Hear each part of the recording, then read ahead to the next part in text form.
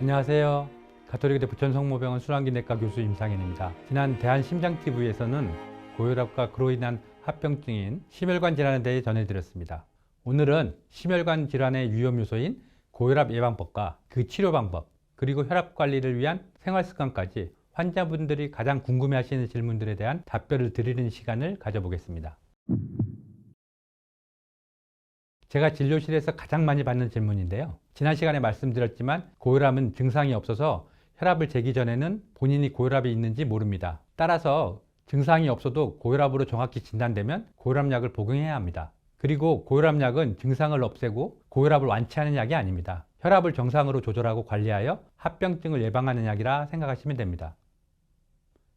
대부분 고혈압약은 평생 복용해야 합니다. 혈압약을 무조건 평생 복용해야 한다라고 말씀드리고 싶지는 않습니다. 혈압약이나 환자 개인의 특성에 따라 며칠 먹지 않아도 혈압이 낮게 유지되는 경우가 있는데요. 그 이유는 대부분 갑자기 혈압이 상승해 심혈관계에 영향을 주는 경우가 많습니다. 약을 먹고 혈압이 잘 조절되는 경우 아주 드물게 담당 의사의 판단 아래 철저한 생활습관 관리를 전제로 약을 서서히 줄이다가 중단하는 경우도 있긴 합니다. 하지만 내가 요즘 좀 괜찮아졌다 스스로 판단하고 고혈압약을 임의로 중단하면 심장마비, 뇌졸중 발생 위험을 높이니 꼭 담당 의사와 상담을 통해 조절하시기 바랍니다.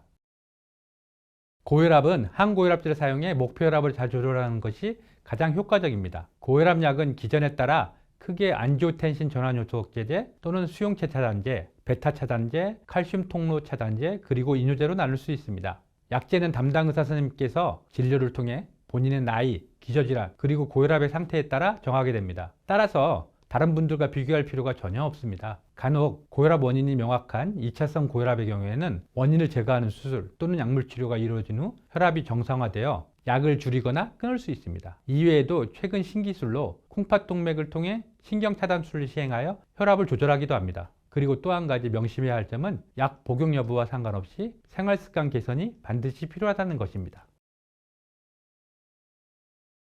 체중 감량입니다. 체중 1kg 감량 시 혈압이 1 내지 1.5 떨어지게 됩니다. 이때 식이요법과 운동요법을 병행해야 보다 효과적이라는 사실은 이미 많은 분들이 알고 계실 텐데요. 짠 음식, 당분이 많은 음식, 기름진 음식을 피하고 식사를 거르지 말고 규칙적으로 드셔야 합니다. 또 드실 때는 천천히 드시는 게 도움이 됩니다. 운동 역시 병행해야 하는데 운동은 체중 감소에 도움이 될 뿐 아니라 하는 것만으로도 혈압이 낮아지고 심폐기능이 개선됩니다. 고혈압 환자는 산책, 조깅, 자전거 타기, 수영과 같은 유산성 운동을 권해드리고 있는데요. 이때 운동 강도는 나이별 최대 심박수의 60 내지 80% 정도가 바람직합니다. 일반적으로 하루 30분 이상 일주일에 5 내지 7일 유산소 운동을 추천합니다. 고혈압 환자의 식단은 특정 영양소를 강조하는 식단보다는 과일, 채소, 생선을 많이 섭취하고 지방을 적게 섭취하는 방법으로 전체적인 식사 패턴을 바꾸는 것이 바람직합니다. 신선한 채소와 과일을 매일 충분히 드시면 특히 혈압을 낮추는 데 도움이 됩니다. 또 많이들 아시는 오메가3가 있습니다. 이 오메가3는 등푸른 생선에 풍부하게 들어있다는 사실 아시죠? 특히 등푸른 생선은 주 2회 이상 드시고 저지방 유제품, 견과류도 많이 드세요. 하지만 감미료나 설탕이 많은 음료, 붉은 고기 및 패스트푸드는 적게 드시는 게 혈압 조절에 도움이 됩니다. 그렇다고 이런 성분 중심의 식사를 하면 혈압이 정상으로 들어와 약을 안 먹어도 된다는 절대 아닌 거 아시죠? 당연히 영양 균형이 잡힌 식단을 섭취하시면서 병원에 방문하셔서 의사와 상담을 통해 적절한 치료를 받으시는 게 중요합니다.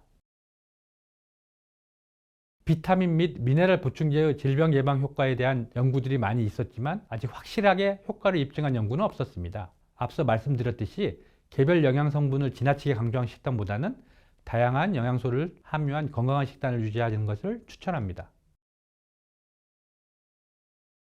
첫째는 흡연입니다. 고혈압은 혈압을 정상으로 조절하여 심혈관 합병증을 예방하는 것이 가장 중요합니다. 그런데 흡연은 혈압을 갑자기 상승시키고 심혈관계 질환 및 암의 원인이 되기 때문입니다. 따라서 반드시 금연을 해야 합니다. 두 번째는 짜게 먹는 습관입니다. 고혈압에서 가장 중요한 것이 싱겁게 먹는 습관입니다. 소금 섭취량과 혈압과는 서로 밀접한 관련이 있어서 하루 소금 섭취량을 권장량인 6g 미만으로 드시면 혈압이 수축기 5.1, 이완기 2.7 정도 감소하게 됩니다. 서서히 소금 섭취를 줄이기 위해서 국물 안 먹기, 조리 시 소금, 간장, 된장, 고추장 줄이기 등이 필요합니다. 그 외에도 과도하게 술을 마시는 것도 혈압을 상승시킵니다. 일반적으로 하루 소주로는 1 내지 2잔 이내로 드시도록 권장하나 가능하면 금주하는 것이 좋습니다. 마지막으로 항고혈압제를 복용하시는 분들 중 약을 하루 걸러 드시거나 높으면 먹고 낮으면 안 먹는 분들이 있습니다. 우리가 복용한 항고혈압제는 약효가 하루 이내여서 반드시 매일매일 복용해야 혈압이 일정하게 조절됩니다. 불규칙한 약제 복용은 혈압 변동을 크게 하여 그 자체가 심혈관계에 나쁜 영향을 미치게 됩니다.